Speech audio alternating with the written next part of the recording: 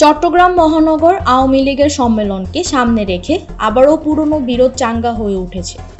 সম্মেলনের আগে বিভিন্ন ওয়ার্ড, ইউনিট ও থানা কমিটি গঠন প্রক্রিয়া, নতুন সদস্য সংগ্রহ সহ নানা বিষয়ে এই মতবিরোধ তৈরি হয়। গত বৃহস্পতিবার দলের বর্ধিত সভায় এ নিয়ে দুই সাবেক ও বর্তমান সিটি মেয়র বাদানুবাদেও লিপ্ত হন। সাবেক মেয়র ও দলের সাধারণ সম্পাদক আজম নাসির উদ্দিন এবং বর্তমান মেয়র ও যুগ্ম সম্পাদক মোহাম্মদ রেজাউল করিম চৌধুরীর মধ্যে বিভিন্ন ইস্যুতে এই বিতণ্ডা হয়।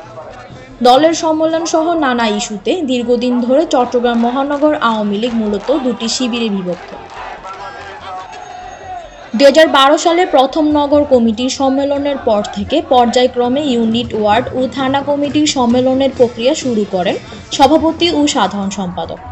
এই পর্যন্ত নগর কমিটির আওতাধীন 27টি ইউনিট ও 29টি ওয়ার্ড আওয়ামী লীগের সম্মেলন হয়নি। মোট ওয়ার্ড রয়েছে 44টি।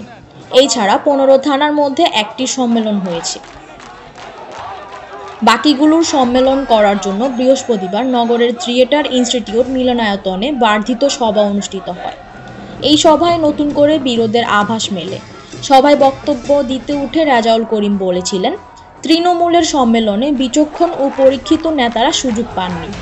আওয়ামী লীগ বিরোধী দলে থাকার সময় যারা রাজপথে ছিলেন সেই ছাত্র নেতাদের সংগঠনে আনতে হবে।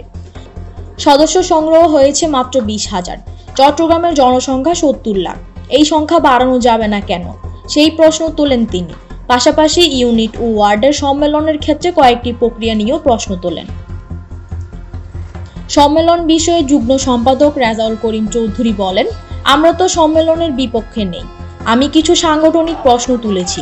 সম্মেলন অবশ্যই হবে, কিন্তু কমিটির যোগ্য নেতাদের কথা বলেছি। সাবেক ছাত্রলীগ, যুবলীগ, স্বেচ্ছাসেবক লীগের নেতাদের স্থান দিতে বলেছি, আর সদস্য সংখ্যা বাড়াতে বলেছি। এখানে কোনো ষড়যন্ত্র নেই, যেন একপক্ষীয় কোনো কমিটি না হয়। Desk report, Tania.